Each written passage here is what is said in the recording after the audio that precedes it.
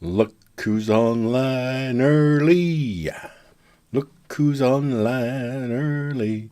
From 1966, that was. Look Who's Online Early by Jay and the J Tones from their second record, J Tones 2. All right. I see myself on YouTube, and hopefully everything is cool. Whoops, won't do that. It's off. Audio. Yeah, that's good. Okay, the audio seems to be working. And just let me know if you can see and hear everything just fine once you show up. Looks like it's quiet out there right now, but I am early by 2 minutes. But I just had to make sure. I got a call on WhatsApp just before I started, and I had to move some mics around, so I just had to make sure that we are still happening like we should be. Yeah. Who's there? Who's out there in YouTube land? Just me so far. La la la la la la la la la. La la la la la la la. Oh, hey, my dog is here with me. So I'm off the road for the next month. So it's very nice. Since Brooke and I parted ways, I hadn't seen her, but she just dropped by to my house here and dropped the dog off for a month. So that's really lovely. Anyway, it's nice to see her, and it's nice to have my dog. He's a very sweet dog. Okay. Hello there, Stealth Parrot, a.k.a. Stephen in London. How you doing? How's it sound? Sound okay? Hi, Castine. Hi. There's that funny sound again. Anyway, I know that's coming through the thing, and I know I turned it off last time. Don't know how I did it. Anyway, been like, how many streams have I done? Like 150 or something, and I still don't know how to turn that little noise that it makes when somebody makes a comment. Yeah, he's a very sweet dog. Let me see, just while we're getting up and at him here, I'll see if I can find a little photo of him. Maybe I've shared a photo of him before. But he moved right in. He seems pretty calm. He's an easygoing guy, you know. He's older now. He's 7. So, well, here's a cute one. This is what's on my phone. Let's see. How can I do this? If I want to show you this, and so I do it as a, maybe if I share my screen, that's probably the easiest thing. Hold on. There we go. So if I share screen, there we are. That's also the dog.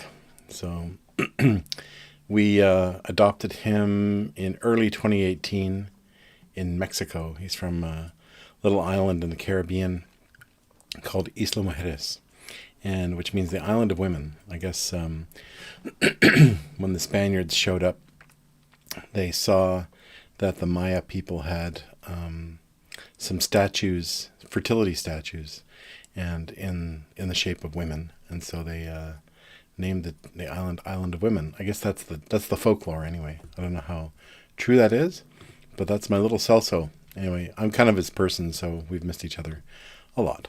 Anyway, there you go. Celso the dog. Cutie. Anyway, yeah, he's downstairs. He's even taken to barking at people walking by, so that's good. It's a good sign. It means he's feeling at home, right? Okay, I'm going to get back on YouTube and see who's there. All right, for now it's a few of you. Okay, great. Yeah, he's great company. Okay, so this week I thought we'd just talk very straight ahead kind of music theory harmony stuff. And it's an interesting subject because cadence is the whole idea of, cadence, like a cascade, like words like that, they're all from the same word. It basically means flowing, right, or falling. So when a cascade, like a waterfall, that's literally water falling over a cliff, right? And so that falling motion is what we're talking about when we're talking about cadence. So cadence, cascade, same word, in musical terms, It really means kind of how you end a phrase. So how you get to the way that you're going to end a certain little line of music harmonically. And as guitarists, of course, we have the privilege of playing an instrument that can play not just melodies, but also harmonies. So it's a harmonic instrument. And there aren't that many of them, as I've spoken about before. There's fretted stringed instruments that can play harmonies, like so, mostly guitars, but also banjos. You can strum on a banjo and you can play chords. You can play chords on a mandolin, any of those. And then otherwise, most of the other harmonic instruments you'll run into are keyboard instruments. So pianos, organs, harpsichords, that kind of thing. And if you meet somebody who plays mallet instruments, so pitched percussion, they can very often play, like if you've seen really good marimba players or vibe players, they very often have a pair of mallets in each hand, and they can play chords as they're playing. People like Gary Burton and my friend Mark Duggan, who was in a band with me many years ago, iMusic. He's an incredibly great marimba player. He plays all the instruments, plays all the percussion instruments, but marimba is one of his specialties, and he does an incredible job at it. So let me just check one or two more little technical things before I go any further. Good. Okay, just had to make sure there was continuing charge in my phone, which is also my camera. Okie dokie. So cadence, like I say, it's like the end of a phrase. So I always think of cadences as kind of like the period at the end of the sentence or a comma in the middle of a sentence. That's the analog to writing. So just like you use a kind of a rhythm and a cadence when you write or when you talk, you do the same thing with music. So in a chord progression, very often you hear something like this. Let's say our good old friend, the key of C. So you might have a progression that goes like...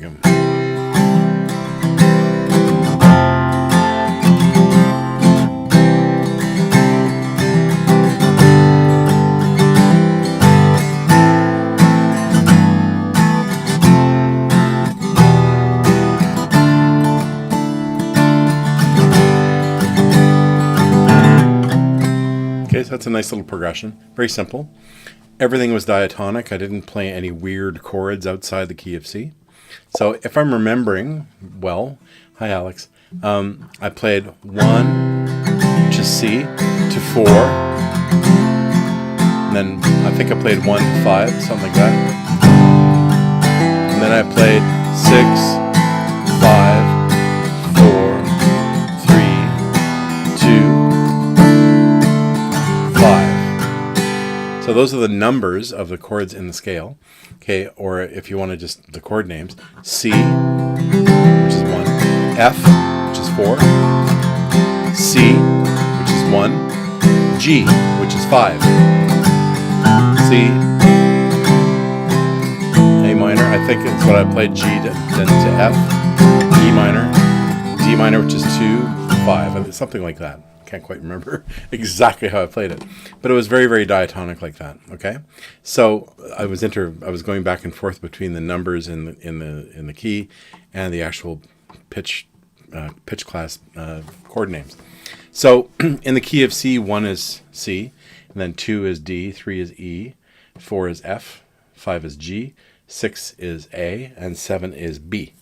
So I mostly kept to the first 6 of those, okay? C, D minor, E minor, F, G, A minor.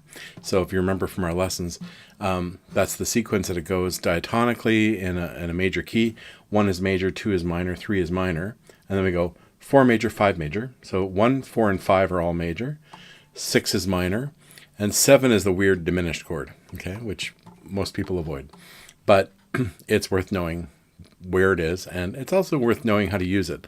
Like I've mentioned before, the diminished chord, the 7 chord, is very often used as a chord substitution for the 5 chord, specifically the 5-7 chord. Okay, so meaning the dominant 7th. So let's talk a little bit about all these terms. Now, there are essentially 4 kinds of cadence that you hear in Western music most of the time when it comes to chord changes. Now, the cadences that we're talking about really are just the relationship more or less between 2 chords. So the chord that you end up on and the chord just before it. Okay, so you have the usually you're going back to 1, but not always, as you'll see. So very often we're heading back to the 1 chord, and the most common way to do that is through 5. Okay, so that has a specific name. It's called a perfect cadence. So let's see. Here we go. So this is an example of a perfect cadence. So you'll see that some people also use the term authentic cadence, which is weird. I mean, both of these terms are a little bit judgy sounding, but perfect in the Latin, etymological meaning of the word means finished. Okay, it doesn't mean something that's better than everything else. It just means it's finished. So a perfect cadence makes it sound like, well, that's the end of the phrase. We've gone back home. We've said what we want to say. There, we're done. We're perfect, right? Not like Trump's perfect phone call. This is more like a perfect cadence, okay? This other term, authentic, that's a much more judgmental term, okay? So authentic, I honestly had never heard of this until today. I wanted to look up to see what people called all the different terms that people use. An authentic cadence I've never heard of before. I've only heard them ever called perfect cadences. Okay, so don't worry too much about the term.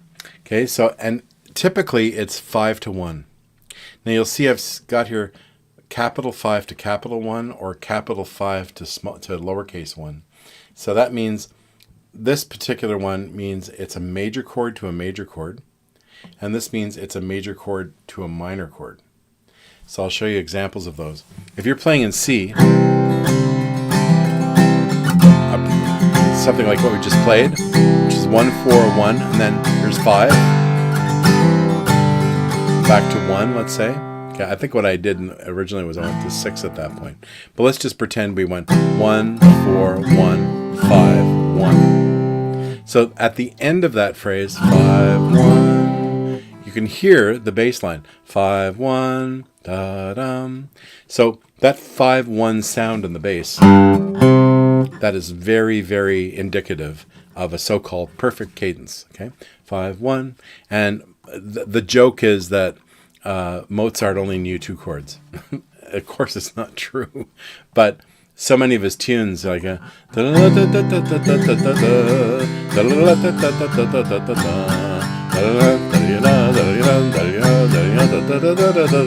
whatever. I'm just making up something on the spot, but the harmonic content of a lot of Mozart's pieces is not that huge, weird.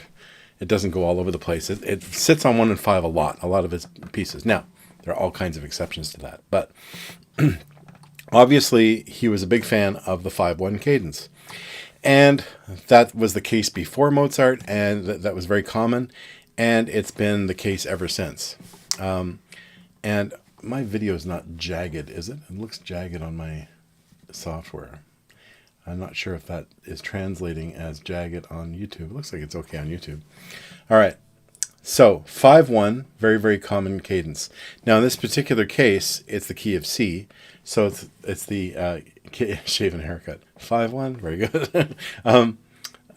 So the cadence in the key of C, 5 to 1, is G to C. And as I've said before, there's a lot of ways that you hear the resolution happening. Okay, there's the bass line, which is 5-1, right? So there's that jump up the 4th, 5-1, 5, 6, 7, 1. That's a 4th, okay? And then there's that resolution. You're also hearing 7-1, like that, 7-1, like you were just joking there, Steve. It was Steve making that joke. Yes, it was. So you're hearing 5-1. You're also hearing 7-1. You can hear it and see it in the chord. So 5-1, 7-1. The other one you're hearing is from 2 to 3. Okay, because the 5 chord, in this case G, okay, the 5 chord is made up of 5, 7, 2 of the key that you're in. Okay, so the key of C, 5, 7, 2 is G, B, D. So you're hearing G, C, that's 5 to 1. You're hearing B to C, that's 7 to 1. And then you're also hearing 2 to 3. Okay, you're hearing, like for example, 2, 2, 3, da, da. So you're hearing 5, 1, 7, 1, 2, 3, and then you're hearing a common tone between the C and the G chord. 5, 5, da, da. Okay, so that's not really moving. It's a common tone between the two chords, and it's one of the reasons why the chords sound so glued together. They sound so good going from one to the next. It's because they have a common tone. We're also getting all this resolution happening. 5, 1, 7, 1, 2, 3, 5, 5. Okay? That is a perfect cadence. Now, we can talk about the perfect cadence in the key of C, but we can talk about it in every other key as well. Okay? So if I'm playing in the key of D, the 5 of D is, okay, D goes D, E, F sharp, G, A. Okay? So A is our 5. So we go A, D, 5, 1. So you can hear all the same resolutions. 5, 1, 7, 1, 2, 3, 5, 5. They're all there. Okay. Any other key? Key of E. Okay. So E is E, F sharp, G sharp, A, B. So its 5 is B. So I'm going to play a B7 because it's easier to finger. So 5, 1. Okay. Now, the interesting thing playing that extra 7th note in there is that turns this chord, the B major, it's not just the 5 chord now, it's what's called the 5-7 or the dominant 7th chord, because in classical terminology, we don't use numbers so much, 1, 2, 3, 4, 5. We say tonic, is it tonic, supertonic? I think that's how it goes. And then median, and then subdominant, and then dominant. And then I think it's submedian, and then leading tone. I almost never remember because I didn't learn it that way. I just learned numbers because I learned jazz theory. But, excuse me. So the dominant of E is 5, which is B in this case. Okay. And we're throwing in its 7th. So we're going 1, 3, 5, 7. Okay. So B to A, that's a distance of a minor 7th. And we're adding that to the chord. So it's not just a B chord. It's a B7th. Yeah, it's got that note in it. Okay. So by playing it that way, it lends your ear even more back to 1 because you have another resolution happening. So you have 5, 1, 7, 1, 2, 3, 5, 5, and you got A, G sharp, which is 4, 3 in the key of E. So you can hear it all. Ba, ba, ba, ba. Then, where do I got an F sharp? F sharp, G sharp. I'm sort of skipping octaves. And then 5, 5, and then 4, 3. So that's a really strong cadence. When you play 5-1, that's a very strong, perfect cadence. And you add the dominant 7th chord, it's an even stronger version of the perfect cadence. So that dominant 7th chord, it plays a big role in Western harmony. Hi, Detlef. Nice to see you there. Great. All right. So we have the perfect cadence. Now, I played you a bunch that go, this way. I played you a bunch that go 5-1, like this, okay, major to major. But you can also go major to minor. Now, how does that work? Okay. There is a minor scale that tends to get used most of the time. Okay, in Western music theory, it gets called natural minor. Now, the reason why it's called natural minor is because it's based on what's called the relative minor. Okay, so when we're playing in C, no sharps, no flats in the key signature. And then when you play in A minor, no sharps, no flats in the key signature. And it's all the same chords that you find in C major. Okay, C major is 1, 2, 3, 4, 5, 6, 7, 1. And in A minor, you just start on the 6th degree of the major. 1, 2, 3, 4, 5, 6, 7, 1. So it sounds minory, right? But it's the exact same, in this case, it's the exact same notes that you find in C major, you use them in A minor. So A minor is called the relative minor of C, and C major is the relative major of A minor, if that makes sense. All right. So A minor, if we wanted to play a 5-1 cadence in A minor, okay, so there's two kind of versions that you can play for the 5-1 cadence. If you don't introduce any accidentals, you just go E minor to A minor.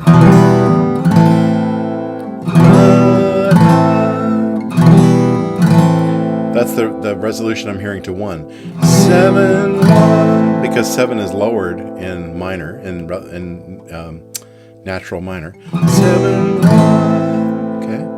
And that's a really nice 5-1 cadence, but that would be with a lowercase 5. Okay, it would be a 5 minor to a 1 minor. What is considered a perfect cadence in minor is when you play the 5 chord as a major chord. So like this.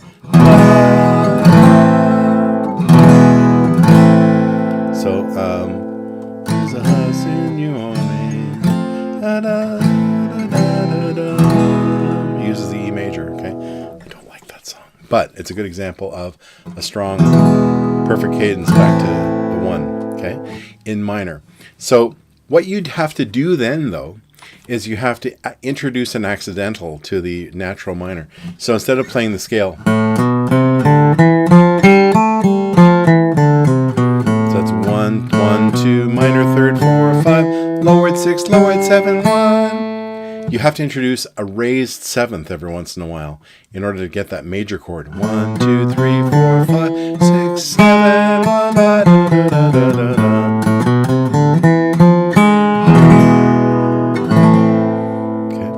So that is what's called harmonic minor. So harmonic minor is the same as your regular natural minor scale, except that note number 7 is raised a semitone. Okay, I don't say sharpened, you notice, I say raised. It's a better term for talking about how you change the notes in a scale. So I'm raising the 7 by a semitone. So 1, 2, 3, 4, 5, 6, 7, 1. What's really interesting about that harmonic minor scale is that it's a version of the minor scale and it's not diatonic. Okay, a diatonic scale only uses semitones and whole tones. So the natural minor, you start on A, you go up 1 whole tone, 2 frets on the guitar.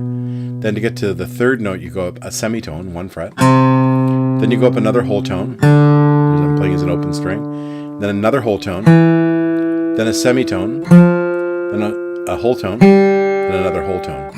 So the natural minor goes 1 whole tone, half, whole, whole, half, whole, whole. That's how it works. Now, with harmonic minor, what's called harmonic minor, the one with the raised 7th, we go whole, half, whole, whole, half, and then 1.5. Whoa, wait a second. And then half at the end. It's a really exotic sound to it, compared to every other Western scale.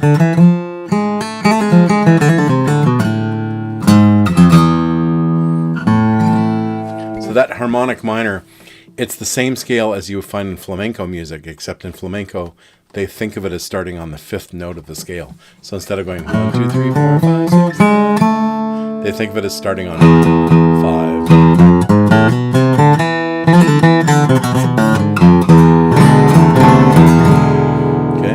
So they're related, harmonic minor and the flamenco scale, which is based on an Arabic scale or a Semitic scale called Hejaz, that came up from North Africa when the Moors occupied the Hibernian Peninsula for 900 years.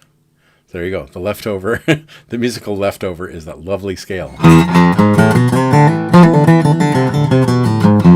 which you hear all over Spain, and you hear it all over the Levant, and you hear it all over North Africa. Okay, like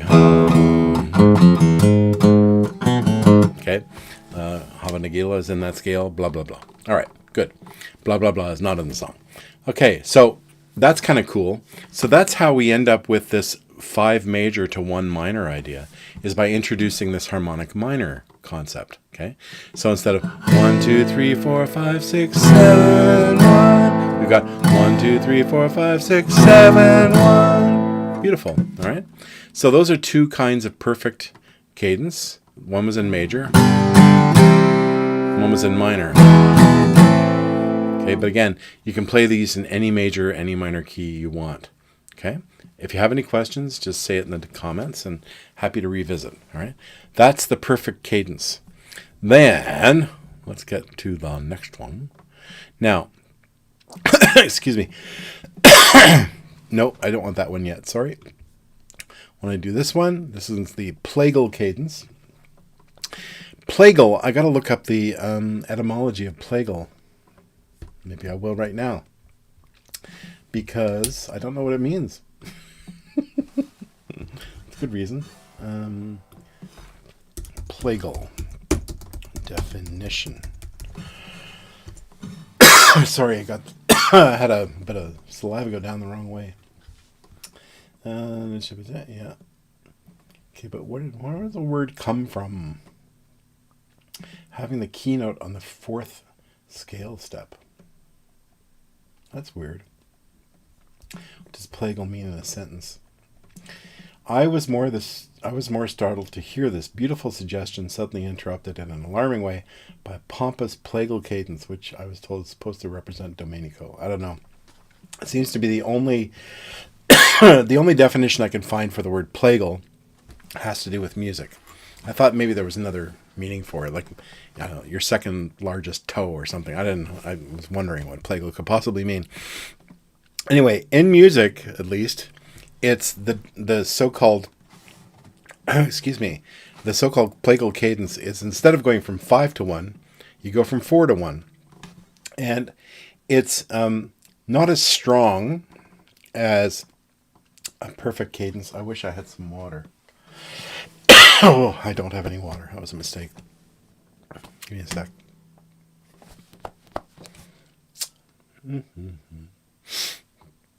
All right, my eyes are watering now. Sorry. Just be a second. I'm fine. I just... It's what they call a... What do you call that? It's a lazy epiglottis.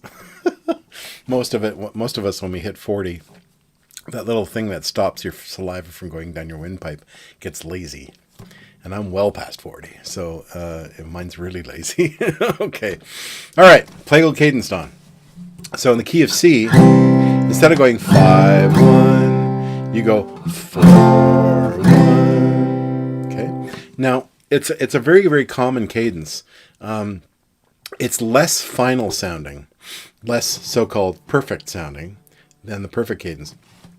So in perfect cadence example, you'd have like...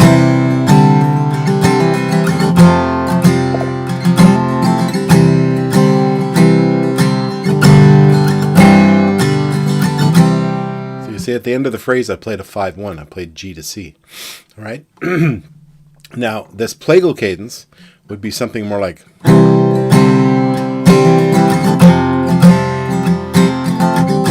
If I just stopped there, I went 1-4-1. Now, it sort of sounds like we're still in the middle of a phrase, but that's prejudiced partly by the fact you already heard me play the second half of the earlier one, which also went 1-5-1. You know, so in the first one I went 1-4-1, and then I went 1-5-1. The second one I only played half as long. But let's try something a little bit differently, like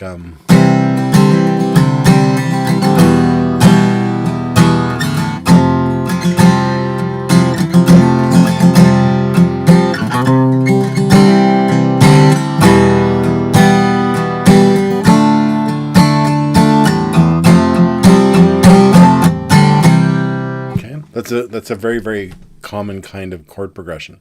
So I never went to the 5 chord. I never played it once. I just kept going from 4 back to 1. The one that the chord progression that you hear in every second pop song for the last 20 years is this one.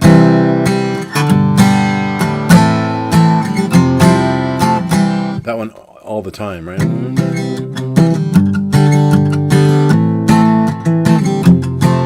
Should have started a long time ago. When I find myself in times of trouble, Mother Mary comes to me. Okay, or with or without you, with or without you.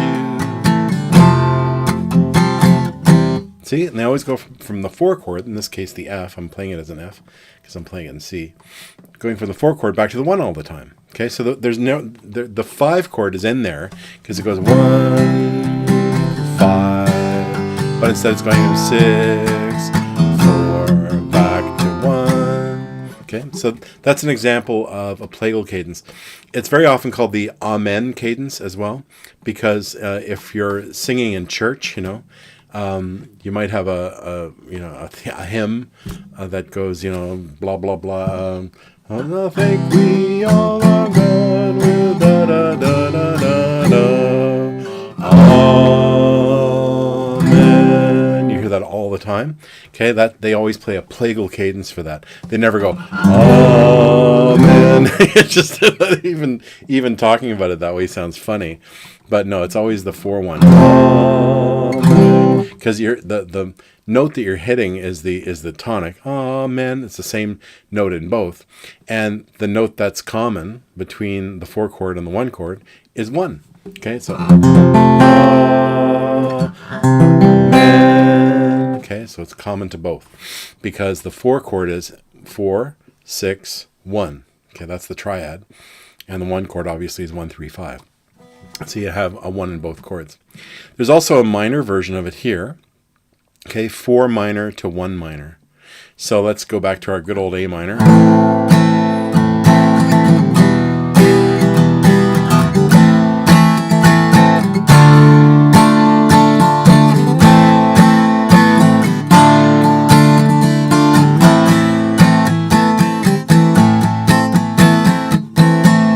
So you see what I did? I played D minor to A minor. I started off the progression 1, 4, 1.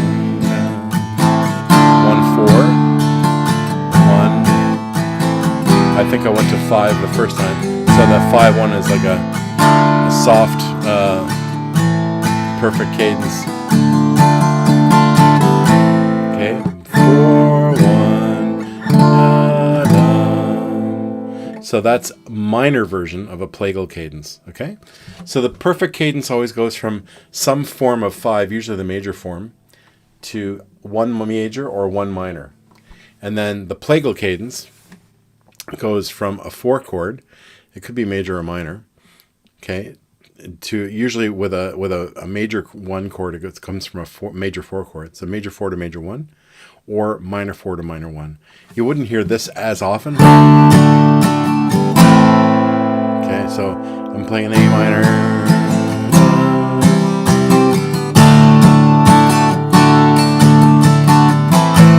There I went from D major to A minor. That's a major 4 to minor 1. That's not as common, and also it implies another kind of minor mode. Okay, instead of the normal natural minor, it implies the Dorian mode, which has the raised 6th. 1, 2, 3, 4, 5, 6.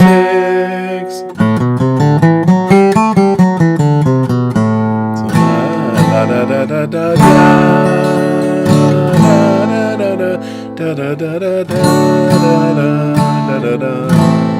Okay, so in that case, 6 is raised. That's why you play a D major chord instead of a D minor chord in that instance. All right. So any questions, let me know. Let me know. Go back to YouTube so I can see where if you are asking questions. No, not yet. Okay, good. All right. So far we have perfect cadences. We have plagal cadences. All right. And then we have this one's a funny one. The imperfect or half cadence.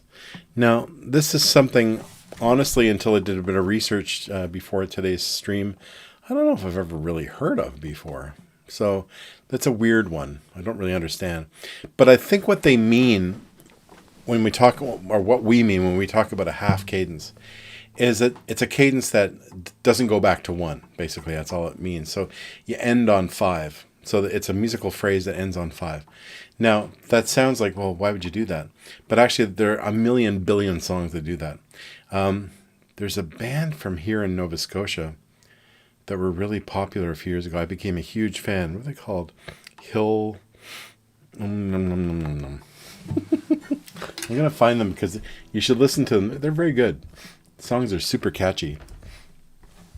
Here, Nova Scotia band. I even have their vinyl. What are they called? Hill. God dang it. Nova Scotia pop band. Let me try that. Pop band Hill something. Nah, it's not coming up right now. Anyway, if anybody knows the name of that band from Nova Scotia, Hill something. Hill. It's gonna drive me crazy now. Hill D, Hill F, Hill F, Hill G, Hill H. Going through the alphabet. M, Hilma, Hilna, Hill P, P, Q, R, Hill, whatever, R, S, Hill, no, don't remember what they're called. Anyway, they're great. Really great harmonies, really catchy pop songs. But almost all their songs end on 5. So, there's a piece on my last album, for example. It's a really good example. Maybe what I'll do is I'll just, I think I've got a YouTube video of just the audio. The world didn't change. Don Ross. See if I'm able to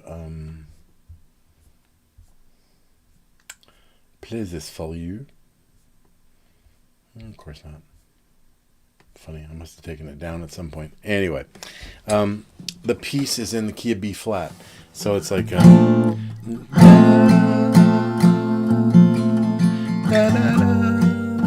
really pretty. It's a full orchestra.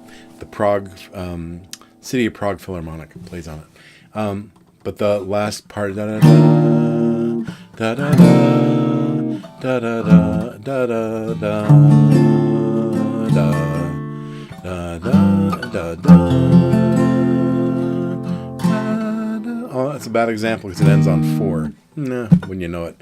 Okay, so I thought I had a tune that ended on 5 there. But there are tunes where, for example, people do...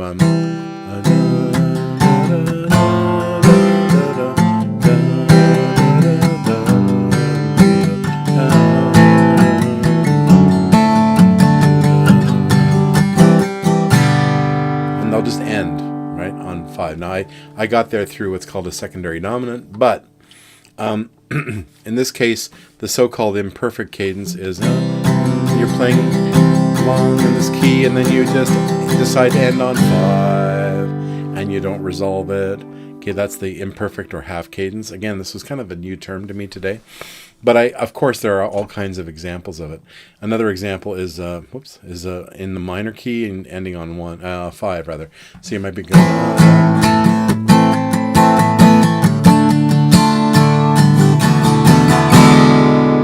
You might just decide to end in midair there. So essentially, this so-called imperfect cadence or half cadence is a cadence that doesn't resolve. Okay, it goes to 5, but then it just leaves you hanging. See ya later. Whatever. And it's kind of like the composer or the performer has set up an expectation that you have. Okay, we're going back to 1, and you don't. And it's very effective, actually. It's this kind of unanswered question kind of feeling, which is kind of cool. I think it's a cool idea. But like I said, in that piece of mine, I ended on 4. So it's a different kind. It's maybe what you would call a half plagal cadence. End on 4 and just leave it at that. All right. And another kind of cadence that is very common is this one. It's called the deceptive cadence. Now, this I would put, let me just, in fact, just in terms of their frequency and their importance, let's put them in this order, okay? Because this last one, this imperfect cadence, like I say, it's kind of a funny term, and I never really thought of it as a cadence before. I thought of it as just a leaving you hanging trick. But the deceptive cadence is something you hear quite often. So the deceptive cadence is where you go through 5, and instead of going back to 1, you go to 6. Now, why would you go to 6? It's because 6 is the relative minor. Okay, so your ear goes to it pretty handily. And one that I always bring up. Let me just think. No, that song doesn't do it. If a song did something like this, where it was going.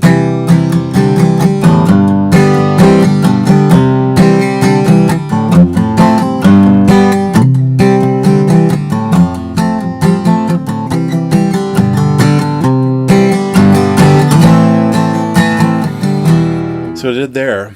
The last time I played the 5 chord, instead of going back to 1, I went to the 6 chord, which in this case is A minor. Okay, A minor is the 6 of C, and going to 6 means you're basically going to the relative minor, and it's the same key, right? Just with a different tone center, and your ear follows along really quite easily. But again, it's deceptive because your ear thinks, oh, yeah, they're going back to 1. And then they don't. They go to 6. And, oh, that's a nice surprise. So there are millions and billions of songs that do it, all right? So be prepared sometimes when you see that kind of cadence. That's called a deceptive cadence, all right? So it's good to know these things. The cool thing about knowing about these cadences is that you can also use them in your writing, okay? So you can, instead of always feeling like you always have to go back to 1, why don't you try a deceptive cadence every once in a while and go to the relative minor, right? Or thinking that you always have to go 5-1. Well, no, you don't. Sometimes you go 4-1, and it's more interesting sometimes to throw in a change like that. All right. How about okay? How about another little related but slightly different topic? Is this one? Okay, so this is the idea of the secondary dominant. Okay, so this guy down here, I'm going to move him up to the top because we're talking about him right now. I'm going to move these down. Okay, but these are all kind of related, especially the perfect cadence. So the idea of secondary dominant, this thing at the top of the screen now. Secondary dominant, what could that possibly mean? All right. So what's the dominant again? The dominant is the 5, right? It's the chord of 5. So in the key of C, G, C, 5-1, right? Yeah, still in tune. 5-1, all right. There's our 5-to-1 relationship in the key of C, G, C. Now, the dominant chord in this case is G. So G, we're ready to go back to C, all right? Now, there's the idea of the secondary dominant is when you use another chord to get you to a chord in the key. So for example, let's say I wanted to go to 5, and I wanted to go there in kind of a crafty way. Instead of just always going, say, 1, 4, 5, 1, 4, 5, because it's been done a billion times, and maybe that's not as interesting to you as something else. So maybe you go 1, 4, and then da, da. You introduce this chromaticism. What I did there was I played a C chord, and I played an F chord, then I played a D over F sharp, introduced a chromaticism in the bass to the G chord, da, ba, ba, ba. I used some what's called voice leading, all right? But that F sharp chord in this chord here, it's not the root of the chord. The root of the chord is D, okay? It's really a D 7th chord. But I'm playing it over the F sharp. So I'm playing what's called a first inversion of the chord, okay? And in this particular case, it sounds really nice going from the F to the G to throw that note in between those two notes, between the F and the G, because it makes your ear follow along, and it creates what's called voice leading in the bass, and your ear follows along really smoothly. But on a harmonic level, what I did was I was playing in 1, then I played 4, then I played this chord to this chord, and this to this. It's as if I'm playing 5-1 in G. 5, 5, 1, So 5-1 cadence in G, but we're not playing in G, we're playing in C. So what we've done is, for a split second, we've kind of introduced an accidental, in this case F sharp, to create a major version of the D minor, of the D chord. So instead of D minor, it goes to a D major. And that makes it sound really strongly like the 5 chord of G. So what I ended up playing was the 5 of 5, and then 5 to 1. Okay? And if I made them all 7th chords, you'd really hear it. Okay, that's a very common way to do it. Okay, so in that case, I'm turning them all into 5-7 chords. So like, this is the 5-7 of the 5-7 back to 1. Okay, so by introducing that D chord as a major chord, I'm creating a secondary dominant, meaning dominant is normally 5, okay, and the 5 of 5 is 2, okay, the 4th below, because 5 is a 4th below 1. 1, 7, 6, 5. That's 4 scale steps. Okay. And then 2 is a 4th below 5. 5, and then 4, 3, 2. That's a 4th, all right? 5, 4, 3, 2. So the 2 chord is a secondary dominant of G, which is the dominant of C. And what I'm kind of doing is, for a split second there, I'm kind of changing key in the middle of the piece to create some musical movement, right? And introducing that accidental, and that, in this case, I even introduced a bass line to really make your ear follow along. I could have avoided the bass line. I could have gone F, D7, G7, da, da, da. Okay, so da, da, there's the 5 to 1 of G, and then, or so 5 of 5. 5 of 5 of G, G to 1. So that's the 5-1 cadence at the end. Okay? So in this case, the D major chord was the secondary dominant. I hope that makes sense. Okay?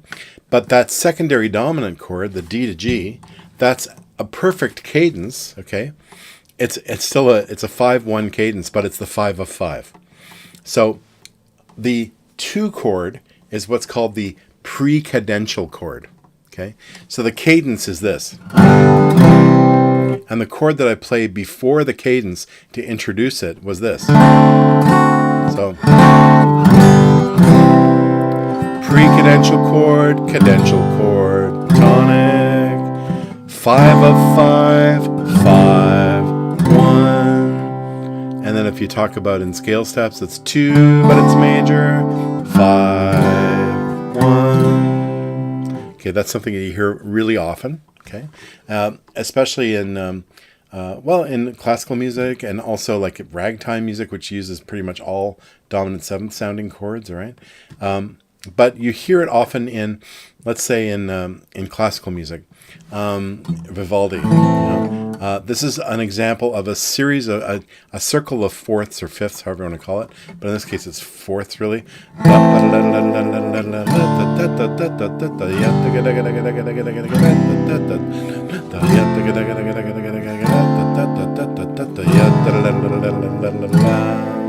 So A minor is the 5, the 5 of D. Now none of these are perfect cadences. They're all using minor chords. So 1 up a 4th to D minor up a 4th to G up a 4th to 1, which is C up a 4th to F, which is 4.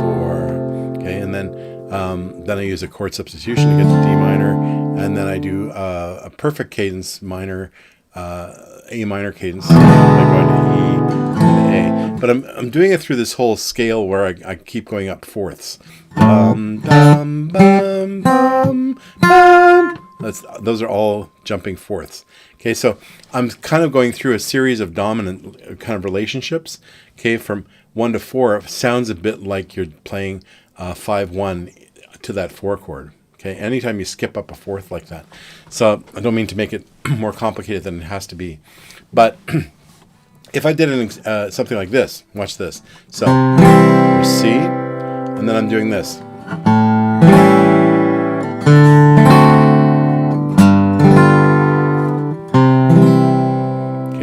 not unusual, especially in like ragtime or early jazz. So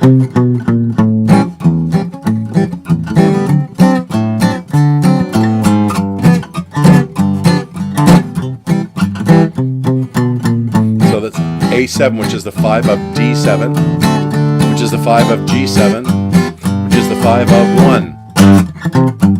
Okay? So that's going through a whole series of secondary dominants. The A to the D, and they were all major chords, and they were all dominant seventh chords. They all had the lowered seventh in them. So A7 sounds like it wants to go to D7 in this case. It sounds like it wants to go to G7 in this case. It sounds like it wants to go to C.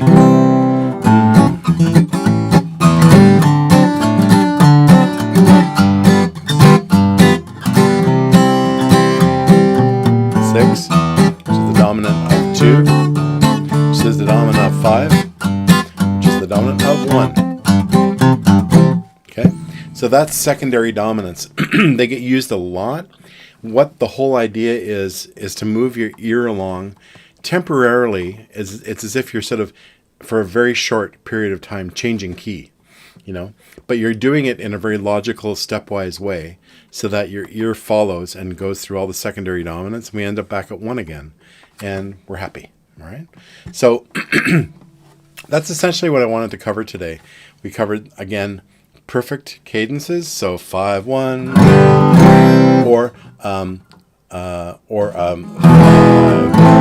okay. Both of those are perfect cadences. Major to major, and then major 5 to minor 1. Okay. There is that kind of soft version. There's another name for it when you use the minor chord in minor. Can't remember what the term for that is, but there is like a special term for 5 minor to 1 minor. Plagal cadence 4 to 1. So Amen, right? Or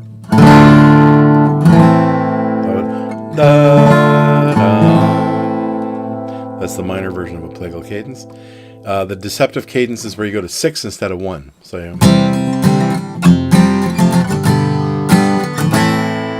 on 1, aha, ooh, how deceptive. And the so-called imperfect, which I'd never heard of before really, but that's where you're playing along. Or in this case, they're saying 1 to 5. So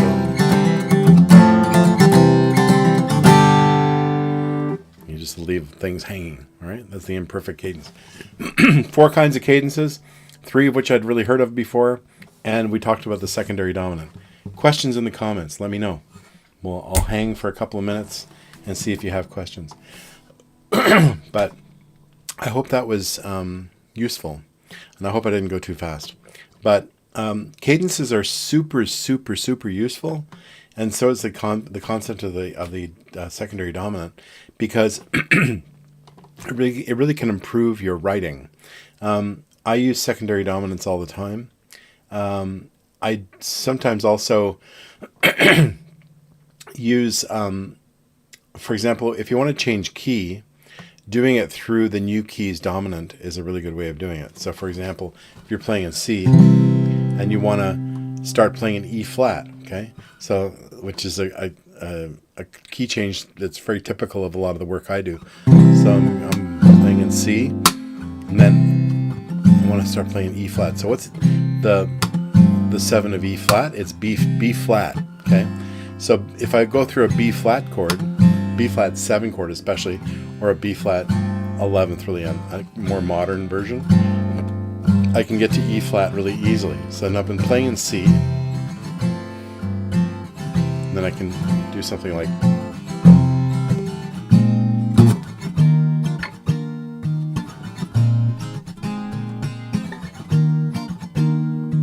back to C. Okay, and because that's more of a mode shift as well as a key change, like it's like you're going from C major to C minor, kind of, because C minor and E flat are the same key. It can do it as easily as that, where you're playing like 1 to 5 in C, and then just play a 5 to E flat. Sorry, your ear goes to it. really nicely. Okay, so that's a little tip.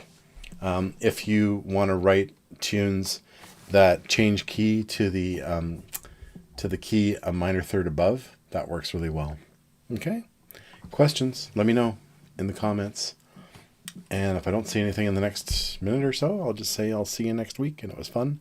And I'm going to go walk my dog. I haven't walked my dog in a long time. What else is new? I'm just trying to think if there's anything coming up. No, I'm very off the road. Oh, I tried launching my Kickstarter last night. I worked all day on it, 6 or 7 hours on my Kickstarter. Got it all set up. Looked like everything was perfect because I did it once before and I knew what I was doing. And I pressed live, and it approved it right away, which is great. Normally they say, oh, give us a day or whatever, but they approved it right away. I went live with it, and for whatever reason, most of my rewards didn't show up. And I had previewed it, and it looked really good. And so when I went live with it, my friend David, fortunately, he immediately texted me. He says, oh, I saw you. Did you mean to go live with your Kickstarter? Because there's only one reward coming up, and I had uploaded like 9. And I thought, okay, that's wrong. So I canceled it. I took it all down, took it off the social media and everything. I'd already gotten a pledge, but it got canceled. And then today I tried doing it again. And as I was previewing it, I noticed that the rewards were all saying that they were all gone, which makes no sense whatsoever. So I've written to Kickstarter, and they wrote me back once, and they said, oh, well, if you go live and it says they're all gone, let us know. And I said, that's what I already did. It's what I said in my last email. So it's probably just a bot. Who knows? Anyway, thanks, guys. Everybody seems pretty content out there. So I'll say thanks for watching, and we'll see you in a week. And let me know if there's something that tickles your fancy that you'd like to deal with next time. I'm just checking. All right. Thanks, Detlef, Stephen, Kerstin, Alex, all you guys, Stephen. Thanks for coming. All right. Bye-bye.